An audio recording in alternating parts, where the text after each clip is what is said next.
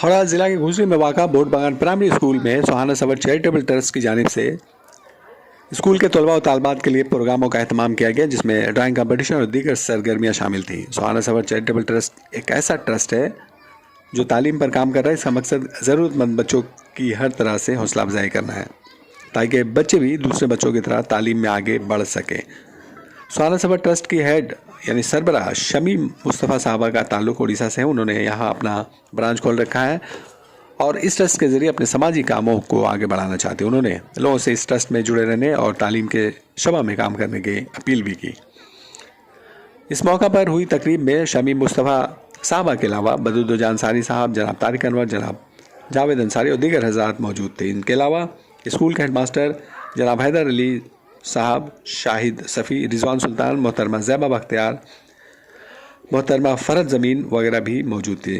इम्तियाज़ अंसारी और सलाम खान ने प्रोग्राम को कामयाब बनाने में अहम रोल अदा किया। इस मौका पर बच्चों में इनामात की तकसीम भी की गई। तो आइए सुनते इस मौका पर मौजूद शमीम साहबा और दीगर मेहमानों ने क्या कहा।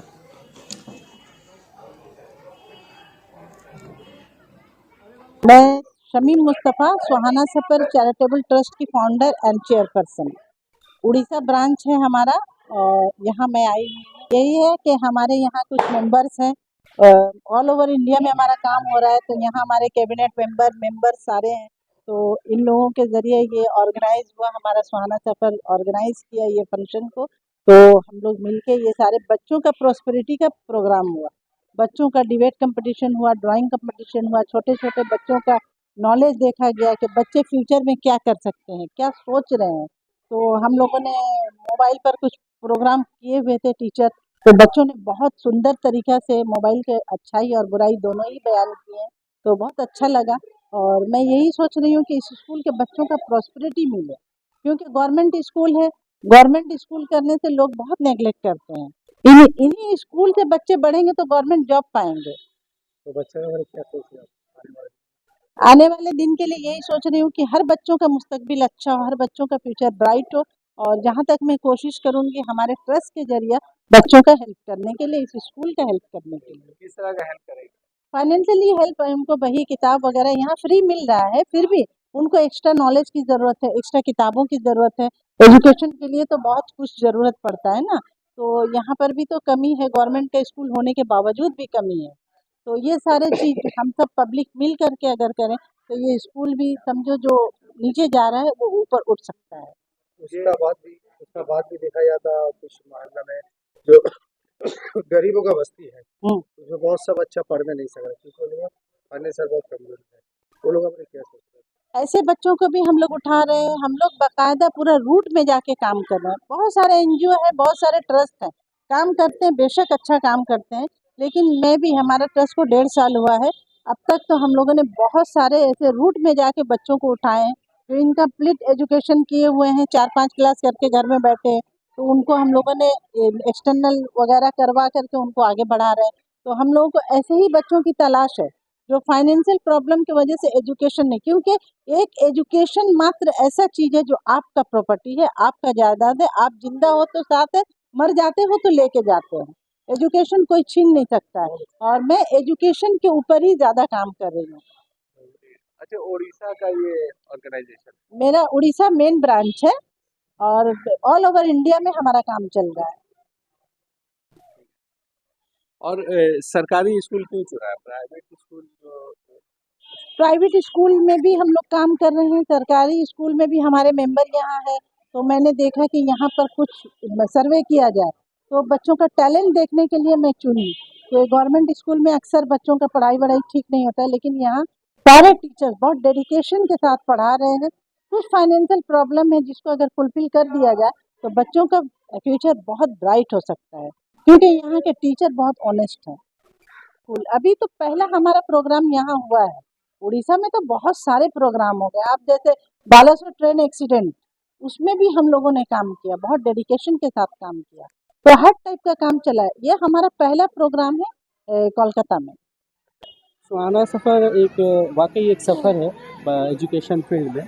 यहाँ पे बच्चों को स्किल बेस ट्रेनिंग दी जाती है, जिस वजह से उनको गवर्नमेंट जॉब और टेक्निकल जॉब खुद से वो सेल्फ डिपेंडेंट हो सकते हैं। वो इंतज़ार नहीं करें कि फ्यूचर में अपॉर्चुनिटी मिलेगा तो मुझे जॉब मिलेगा। यहाँ पर स्किल डेवलपमेंट का क्लासेस ज़्यादा कराया जाता है, बच्चों को फ्री एजुकेशन, लड़कियों की तालीम के ऊपर ख़ास करके ध्यान दिया जाता है ताकि वो अपने आप को एक इंडिपेंडेंट बना सकें। सिलेबस के अलावा extra extra curriculum activities government के साथ-साथ हम लोग कुछ एक्स्ट्रा नॉलेज के लिए बुक्स भी प्रोवाइड करते हैं। एक्स्ट्रा नॉलेज के लिए एक्टिविटीज़ वगैरह सब कुछ हम ही लोग अपना ऑर्गेनाइज़ करते रहते हैं अक्सर।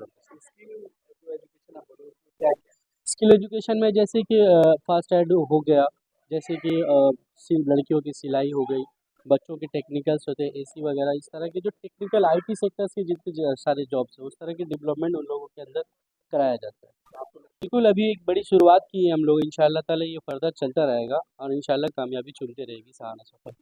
बात दरअसल ये है कि गार्जियन का इंटरेस्ट गवर्नमेंट स्कूल से शिफ्ट होता जा रहा है क्योंकि उन्हें नहीं लगता है कि गवर्नमेंट स्कूल में बहुत सारी एक्टिविटीज़ या एक्स्ट्रा करिकुलम एक्टिविटीज़ कराई जाती है। तो हमने सुहाना सफ़र को रिक्वेस्ट किया, उन्होंने हमारी बात को लब्बैक कहकर यहाँ स्कूल की तरफ नज़र किया और इस स्कूल में ड्रॉप आउट स्टूडेंट्स को वापस फुलफ़िल करना, जो आपकी फैसिलिटी जो गवर्नमेंट प्राइवेट स्कूल में है उसको फुलफ़िल करने के लिए गवर्नमेंट स्कूल में ड्रॉप आउट की मतलब ये है कि बहुत सारे स्कूल खुल चुके हैं गवर्नमेंट के प्राइवेट स्कूल्स, तो लोगों का तरजीह जो है प्राइवेट की तरफ, ये बच्चे अच्छा इंग्लिश बोले, गवर्नमेंट स्कूल में नहीं जाए, उन लोगों को बस शाइनिंग चाहिए, क्वालिटी ऑफ एजुकेशन पे नहीं, लोग प्राइवेट की तरफ जा रहे हैं। गवर्नमेंट स्कूलों में एक्टिविटीज़ बहुत कम हो गई है पेरेंट्स की।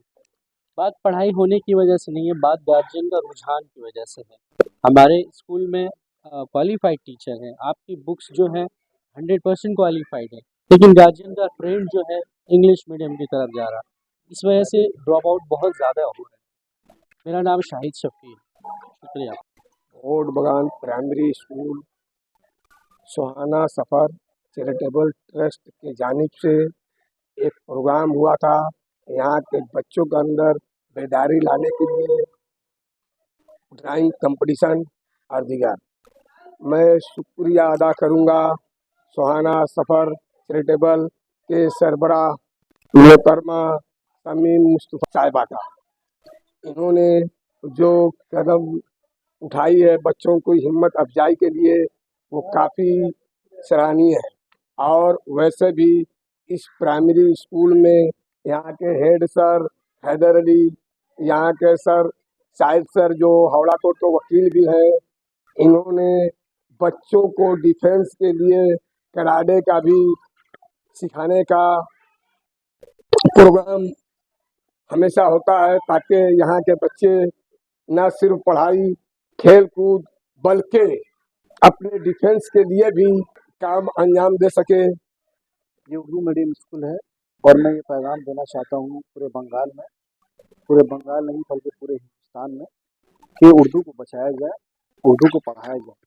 आज जो मुल्क के हालात हैं और जो हमारे हालात हैं, ये कोई ज़रूरी नहीं है कि बच्चा इंग्लिश मीडियम से ही पढ़ के कामयाब हो, उर्दू मीडियम से ही पढ़ के बच्चे कामयाब हो सकते हैं।